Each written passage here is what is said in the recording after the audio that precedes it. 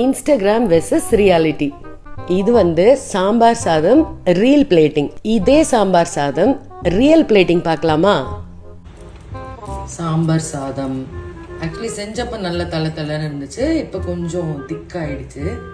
Perfect கன்சிஸ்டன்சியில் தான் பண்ணது. ஆனியன்ஸ், நல்ல டிசைனாக கட் பண்ண கேரட், நார்மலாக கட் பண்ண கியூக்கம்பர், அதுக்கப்புறம் வந்து ஒரு சூப்பரான ஐட்டம். நமக்கெல்லாம் வந்து இது பார்த்தா சின்ன வயசு ஞாபகம் வரும். கலர் வத்தல், ஆம்லெட் வைக்கிறதுக்கு இடம் இல்லையே, அப்படி வச்சிடவா? செம்ம கலர்ஃபுல்லாக இருக்குல்ல.